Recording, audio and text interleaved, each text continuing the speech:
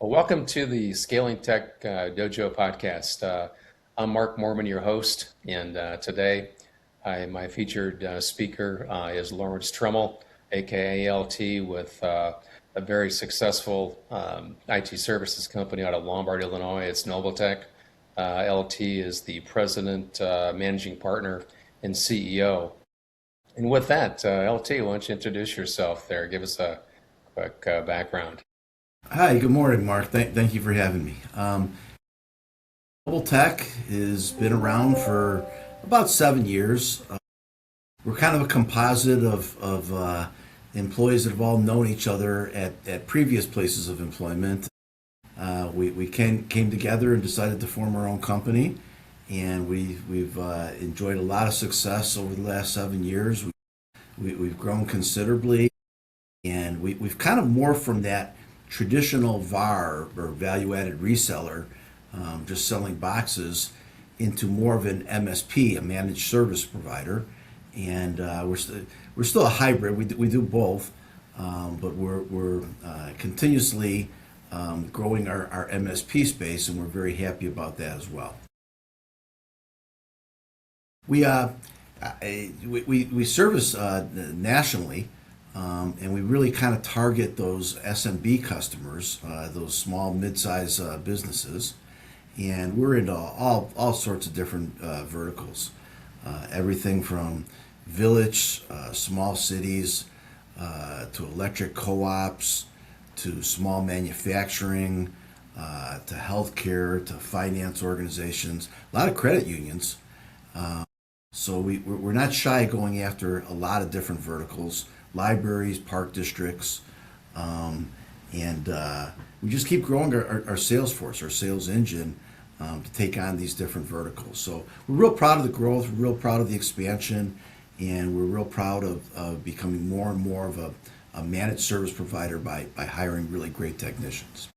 You mind if I ask you a question about? I'm just curious that if I were an ideal customer and I didn't know you yet, where would I first hear about you?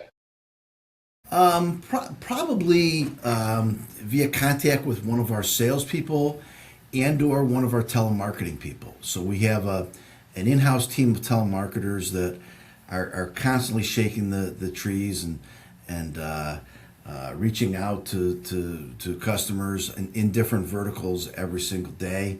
And if that team doesn't get a hold of you, there's a great chance that one of our 15 salespeople will send you an email introduction or a phone call. We do work with social media. We're on LinkedIn quite a bit. We're on Facebook quite a bit. So we do take advantage of the social media opportunities. This kind of a venue right here, Mark, I think is a great example, where we work with a well-known podcast like yourself that reaches an audience as well. So we're trying all sorts of different avenues to get the good word out there. Good, good. Yeah, the social, LinkedIn, all that. But thanks for that.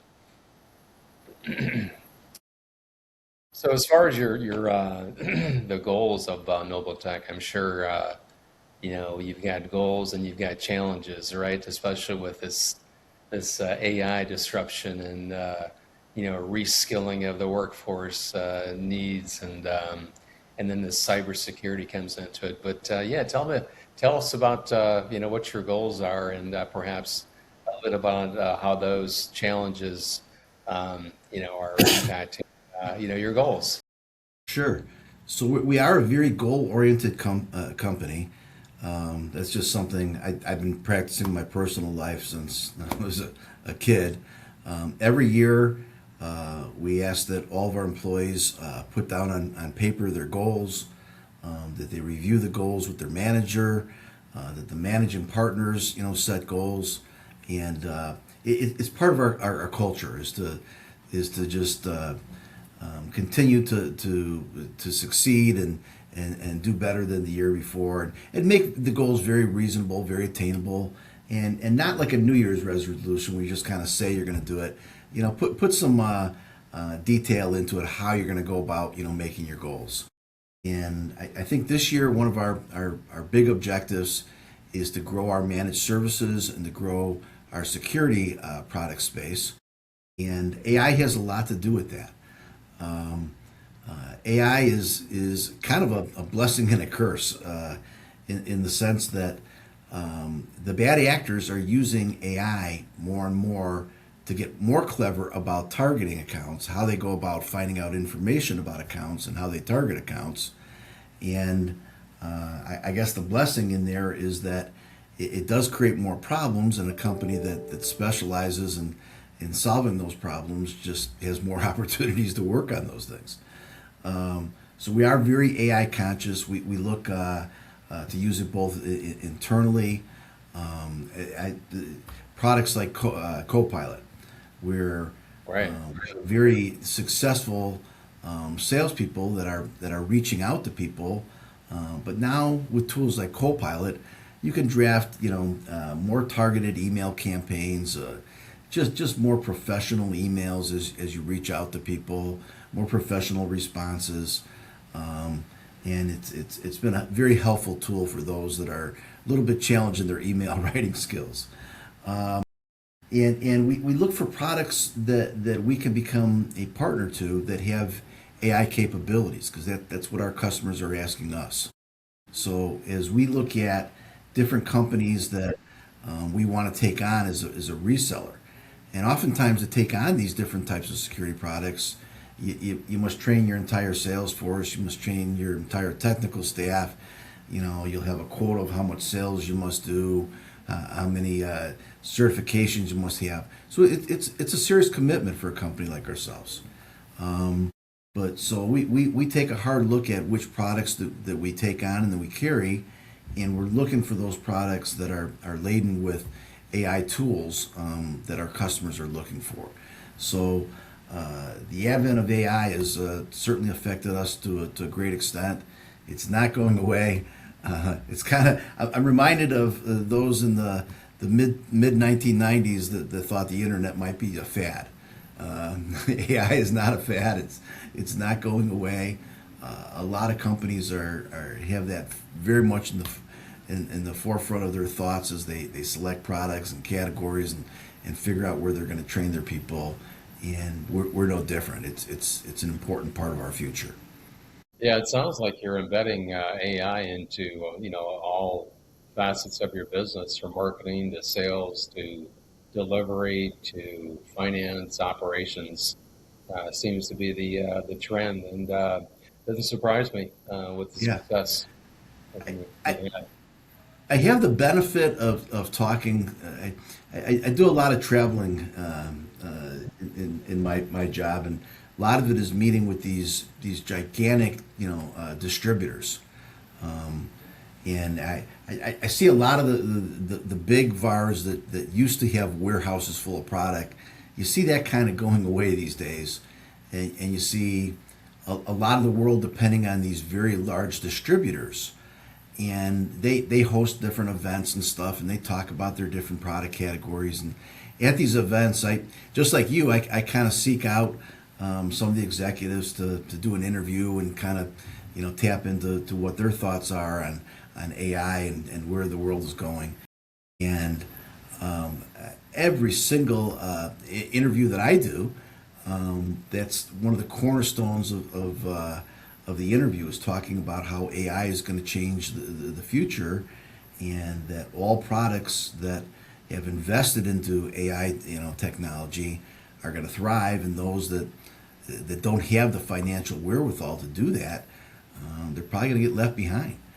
And so I'm excited that I'm surrounded by a lot of really smart people that understand these challenges and understand where AI is going, and we've embraced it. And we've embraced it, I think, fairly early on in the game. Yeah, as far as cloud migration, modernization, are you guys? I would assume that you probably are, in looking at just using AI tools for that modernization effort. Absolutely. That's not a new thing. I think for the last, I don't know, maybe 10 plus years, every IT director's, one of the major things on their plate is to consider, moving more and more of their products into the cloud, and you know, being less and less, with equipment on premise, and we've embraced that since pretty much day one, and we're the type of company that we'll go in and we'll help an IT director do some analysis and look at the cost of moving into the cloud, and look at the potential savings, and look at the benefits versus what might be the downside. So it's not always such a clear-cut decision that you have to move 100% into the cloud. There might be some very valid reasons why you don't move, a certain product or a category, into the cloud. But we help IT directors and network administrators help make those decisions, and we do the cost analysis with them, and we do the demos with the different products with them. And we certainly seen a lot of companies that it was a good decision. It was a smart move to move, pretty much their whole IT closet, if you will, into the cloud. And the benefits far outweighed, the downsides. So, but it is a process. It is something that we engage from cradle to grave, where we'll do the analysis. We'll try to be very agnostic in our selection of different vendors and different products that they can look at, and we'll assist with the actual migration, and then we'll give ongoing maintenance and service and support, and that includes both monitoring those products and offering a SOC type of solution, and and doing patching, and then giving really good reporting on a routine cadence call, so that the customers can see that we are involved, and we are, there are, as problems do crop up, we're fixing them, and we're fixing them, before they become more serious problems. So yeah, we're very much involved in the whole decision of whether or not to move to the cloud, and then making the migration, and then maintaining it after you've made the decision. Yeah, it sounds like the that you had mentioned earlier about just the managed services. I mean, that's is opportunity as well, as in addition to just doing the cloud. And you're right, the cloud has been around for a while, but businesses, mergers, etc. You go through that, and but you've got to assess where the opportunities are. And of course, the AI implementation sounds like what you were saying there is that you're involved in that. Is that so? I have a question about just in terms of your sales process. Once someone's interested, what happens next? Yeah. So oftentimes it's very much a collaboration of people here at our company. The salesperson will kind of discover the possible opportunity, and they'll stay very much involved in the entire sales process. But we've got several just outstanding customer engineers that will then also jump on those calls with our sales team, and they're in-house guys, and they're very seasoned, and they've had lots of experience, in migrations and maintaining networks, and introducing new products, and NOC and SOC type of services and stuff. So they'll get on the call with the customer, and they'll do a more of a scoping type of a call where they'll really dig in and they ask lots of questions. We might give the customer a survey to fill out, so we have an even better understanding of their environment and what they're trying to accomplish. And oftentimes there's not just a scoping, but then there's a project management plan that's set in place, where there'll be milestones and goals and things we want to accomplish, and there'll oftentimes be maybe several demos of different vendor products that might fit their needs, that are very much cloud solution types of products. And we'll conduct those demos, and we'll share with the customers, and then there might even be the possibility that the customer wants to either visit our NOC or the SOC that we're going to be using, in the scenario. So that there might be on-site tours or visits or even further digging in on the customer's part if they're not pretty familiar with either us as a company or the vendor that we're suggesting. So that's not uncommon at all that everybody gets into a car and goes and visits a facility and checks things out and makes sure that everything is what we say it's going to be. And then occasionally, there's, depending on the size of the opportunity, there might be legal teams involved to just kind of help write the agreements and make sure that everybody's protected. And then there's certainly an assigning of teams.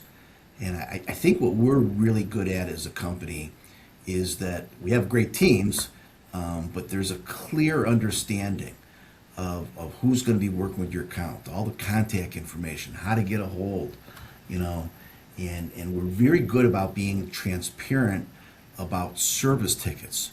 So, for example, we're one of the few companies I know of that will give you a license or will give you passwords into our service tracking where you can see from the get-go, if you open up a service ticket with our company, what the status of that ticket is and who's been assigned to it and if it's been escalated or if it's been closed out or all that kind of good information that sometimes customers get frustrated that they don't know who their contacts are. They don't know what phase of the resolution is their service ticket. Has it already been closed? And then I also think what we do a really just a fantastic job is of reporting. And the reporting also serves as a chance to do some consulting. And in the reporting, if you're doing that on a routine cadence, you should be able to point out to customers, okay, we're seeing a trend here, we're seeing a problem here, we're seeing something that needs to be addressed in the near future or down the road. Let's start creating a budget to replace this item. Let's start creating a budget to upgrade this item or to do something different. And I think customers crave that reporting and that good consulting, and it's all free. It's all built into to the monthly fees and stuff. But it's terribly important not to just do a good job of fixing problems and being preventive in nature, but also to sit down with the customer and share what you're seeing and make some recommendations so that they're not surprised at some point if you say, well, you're going to have to spend X amount of dollars to really fix this thing. That shouldn't come as a shock. That should be something that the customer is very familiar with, and we've been suggesting over a period of time via these reporting cadence calls. Yeah, I think with AI in the middle of that, the human touch is just essential. I mean, yeah, you can achieve. And AI can help write those proposals and those quotes and those reasons why you need to do things in a very simplistic but elegant manner. And throughout the process, there is an AI equation that helps guide the customer, helps deliver presentations and proposals, and it can take what could be a very technical, complicated matter and break it down so that it's very easy for the customer to understand what we're trying to accomplish with their network. You got to keep in mind, like a lot of the customers out there that use like a managed service provider like ourselves, they don't have an IT department. We are their IT department. So they're very much looking for us not to use too many acronyms or talk too much of the tech talk. They want a very easy to understand explanation of what needs to be done within their IT department. And AI certainly comes into play in those kinds of proposals and recommendations. Yeah, I'm just curious. You mentioned that you seem to focus a lot on the SMB space, which is a good area to be in. I'm just was curious if what type of pressure the executives in the SMB space, the CEOs, founders, etc. Are they getting with the whole AI transformation? To pull cost, right? To upskill and to pull costs out of their operations. I mean, are you seeing, is that flowing, into your customer base and translating to you and saying, hey, LT, what can you do for me in my marketing area, sales arena, et cetera? I'm just, what are you seeing from your base? Yeah, absolutely. What a great question, Mark. We've recently we receive a lot of those queries from CFOs or from CEOs of companies that we are their IT department, and Makes sense. CFOs, yeah. yeah, the expectation is, hey, you're our IT department. Give us advice on our assembly line of how we might introduce AI and automate and maybe achieve some efficiencies, and then tie that in with our IT products. So we see that a lot, and it's becoming even more and more prevalent. And the cool thing is a lot of the CEOs and the C-suite of people, they readily admit we don't understand what AI could do for us, but we realize it's not going away. We've heard of other competitors of ours starting to do some things. Give us some advice. Give us some information. Give us a training class, if you will. And you're seeing that much more as an MSP company, that customers requesting those types of things. And we've even started a class on what Copilot, for example, can do for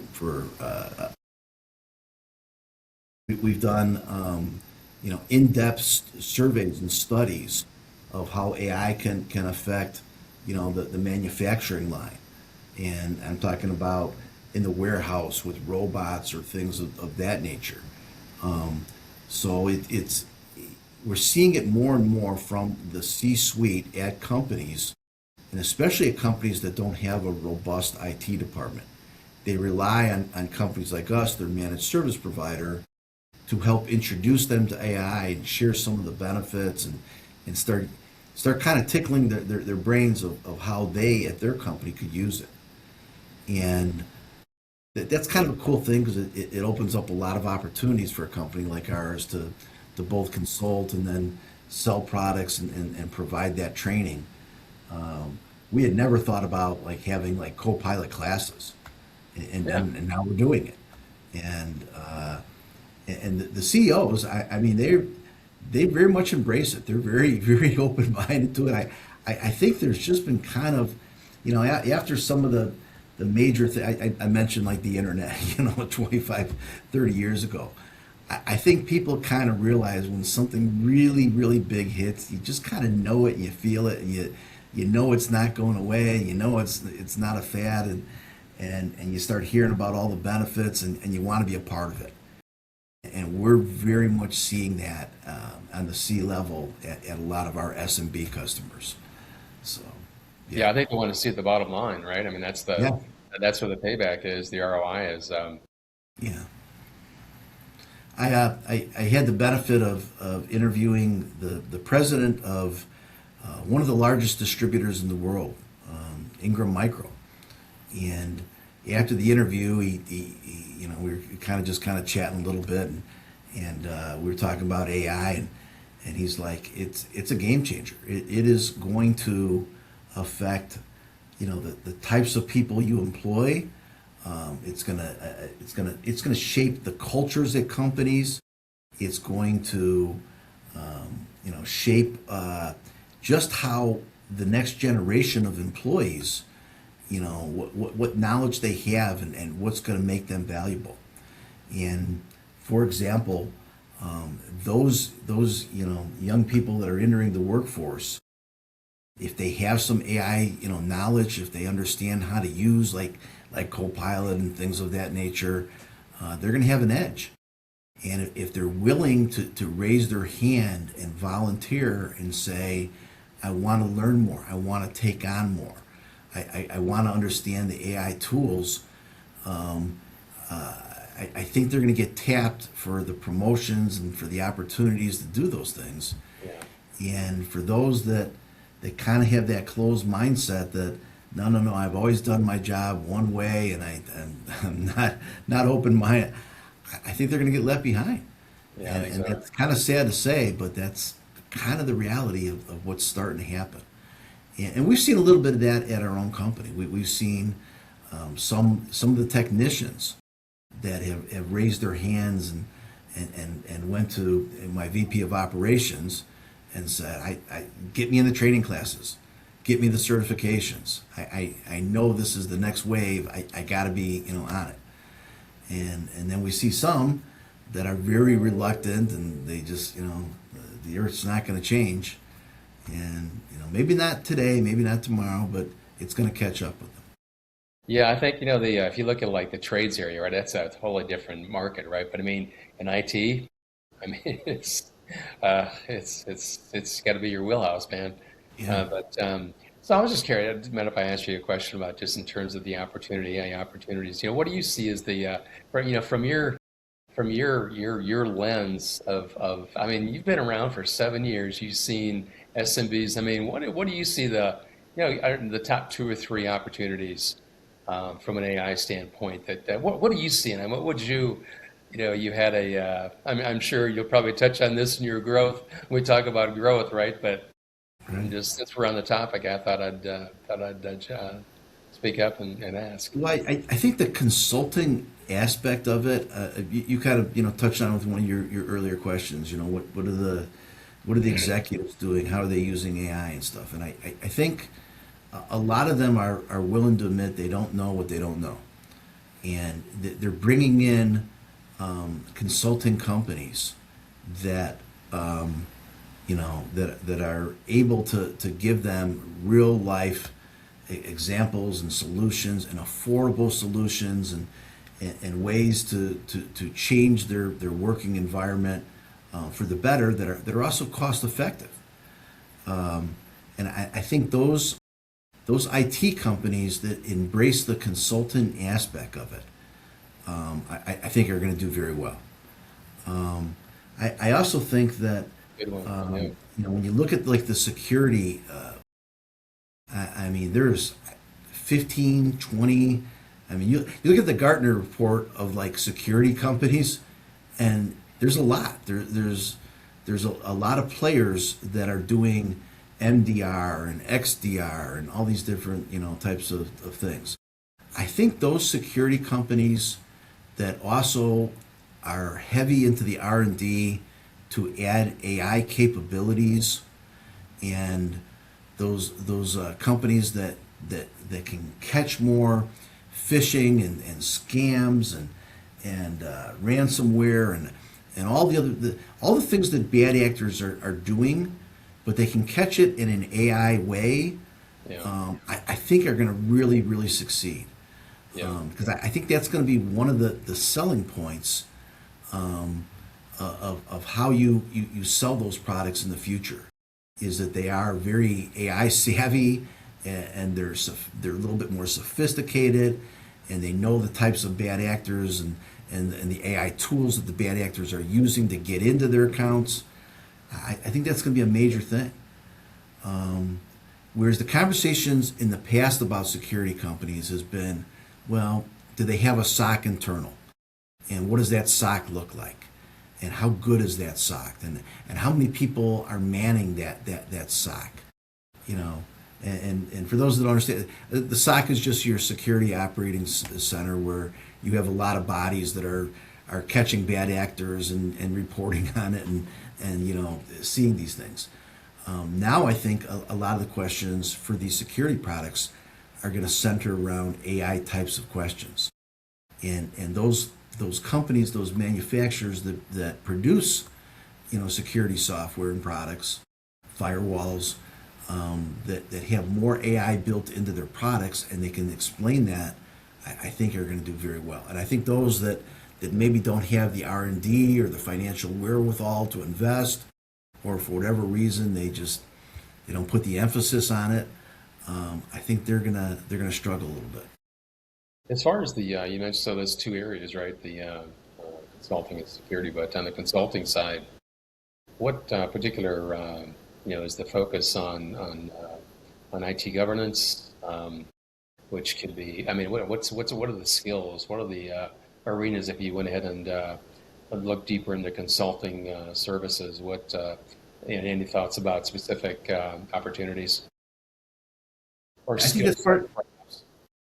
Yeah, when you're talking about like the governance and the policies and those things, I think that's another just great opportunity for your MSP types of companies, Yeah, your managed service providers that have the capabilities to not just maintain equipment, but to give that great advice on which products you should be buying, but then also what are your policies in place and what is your what's your protocols and just basically creating governance and guidelines and bumper rails for the users and for the employees of the company, and they're able to convey those plans and policies to the C-suite, and then put those plans and policies in place. And I think that's kind of often what separates a good managed services company from a great managed service company. yeah, I've always thought that the good managed service company, they can sell you different products and softwares and hardware and they can maintain it. But I think the great ones are the ones that can help you, implement policies and governance and not just sell and maintain the equipment, but then continue to give ongoing advice as new challenges come into play of how to keep all that working properly and how to keep people in alignment with what the company's policies and positions are.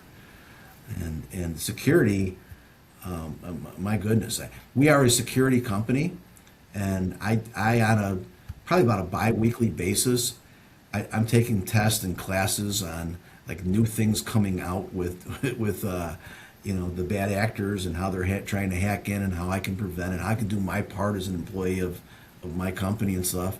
So I think that's terribly important, is that every single individual at a company needs to be educated to what's going on in terms of bad actors, and they don't become themselves part of the problem by opening up something or not looking closer, not being vigilant, and not really double checking, calling people to make sure that whoever's sending you the email is really sending you that email and they really exist and all that good stuff. So, but those are all things that when you talk about like governance and policies and just attention to details and stuff, that comes from really good policies and very good security posture that is put into place by a company that understands it. yeah. They've got to mitigate. You got to help them mitigate risk. Yeah, absolutely. And manage, secure their data, and just because of the exposure that.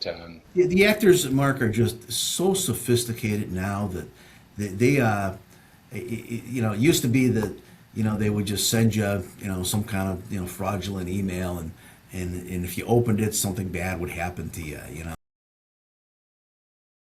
The sophistication is at a level where they are watching conversations. They're watching the correspondence go back and forth, and they pick just the perfect opportune moment where something gets said related to paying bills or doing something, and they work it into the conversation. Oh yeah, by the way, we've just changed our bank, and we want you now to send the checks to this address, effective immediately. It seems so natural, and it seems so in sync with what the conversation had been going on maybe for several weeks, that it doesn't raise any questions or concerns in the people that are engaged in that conversation's minds that they're being they're being tricked, and so they send a check to that address and bye money. But Yeah. it's because the bad actors are just getting so clever and sneaky and and what people don't realize is because we cater to that SMB marketplace, and SMBs oftentimes think, well, I'm such a small company, I'm only a $5 million a year company, I'm not a target, I'm not why would they come after me? I don't have the money that some of the huge banks or whoever have. And it's the analogy is, if you have a house and you don't have a lock on it, you don't have a gate, you don't have some kind of security camera, and you don't have a guard dog, and you don't the less and less of that stuff that you have, the easier the target you are. And that's how the bad actors are thinking, that yeah, you don't have as much money, but you also don't have anything that I gotta kind of work my way through to get your money. Yeah. So in many ways they become What's a the bigger deterrence, target. right? Yeah, there's no deterrences. So we share that with our SMB accounts, and most of them understand that that's a pretty common analogy to make, and they get it.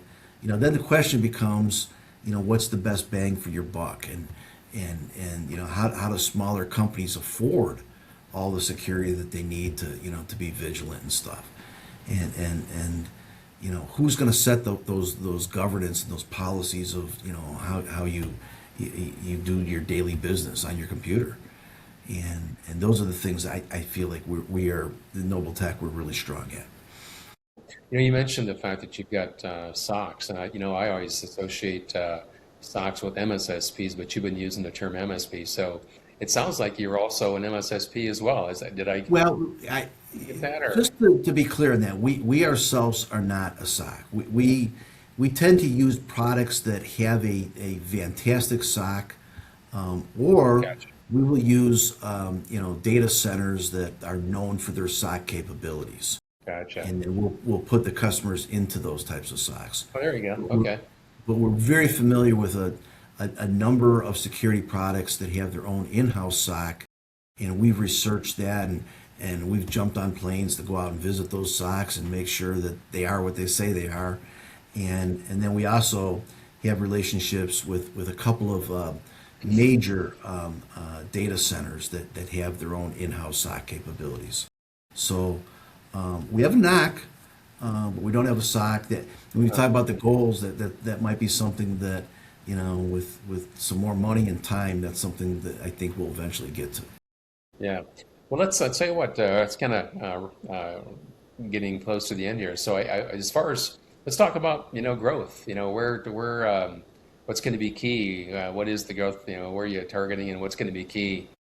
Let's say here it is. It's April 2026, right? So April 2027. Where do you want to be in the next 12 months? If you wouldn't mind sharing that with the audience. Absolutely. I'm so proud of our growth, and it's very much by design. It's very controlled. It's not, some companies, they brag about their growth, and the next thing you know, they're out of business. And it's because they grew too fast, and their cash flow was horrific, and they overextend themselves, and they do all these different kinds of things. So we have substantial growth year over year. I think in the IT space, if you're not growing, you're in trouble. I think it's the nature of the beast that you have to continue to grow when you're in the IT space. It's not.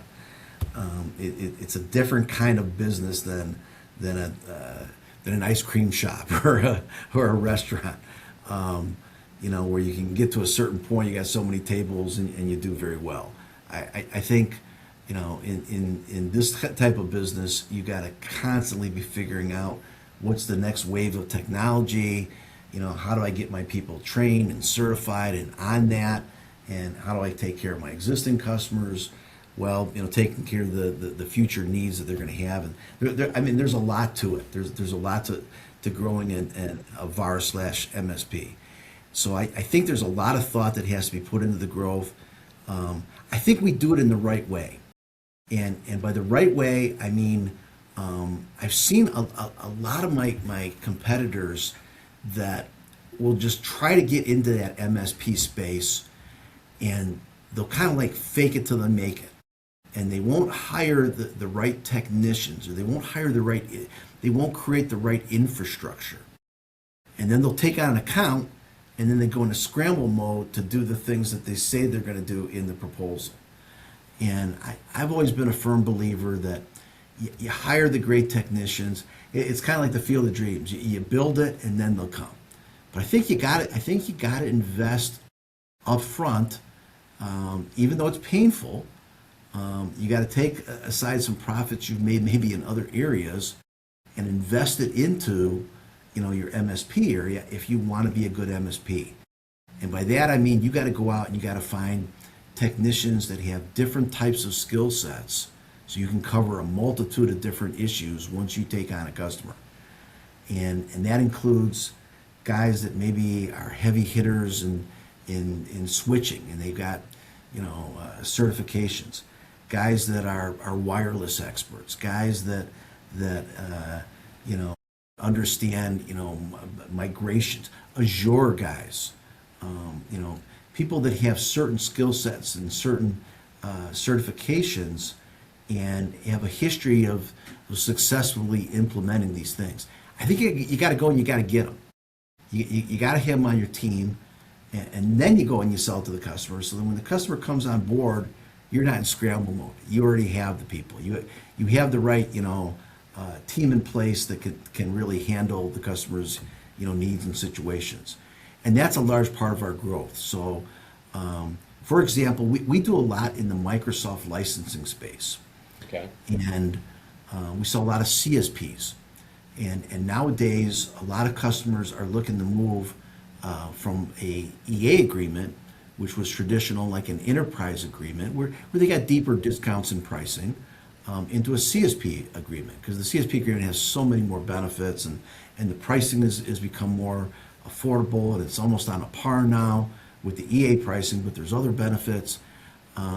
So we're moving a lot of those customers from like basic agreements or from basic EA agreements into a CSP agreement.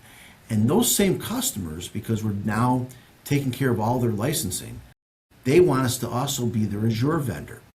Well, Azure is a little bit different animal. You got to have people that really understand Azure, and you got to go out and you got to hire those people. And they're not inexpensive because they're very knowledgeable, they're very sharp people. But if you're going to take on an Azure migration, you got to have them. And you got to be able to talk the talk and walk the walk and just quickly jump into these projects. So when we talk about like our growth, I think we're going to get better at hiring more and a deeper technical staff. I think we're going to hire more great salespeople that understand not only how to sell a box, but how to sell services. And I think if we hire those right people in both the sales area and in the technical area, and we do that right, I think there's no limit to what our growth can be as a company. Yes.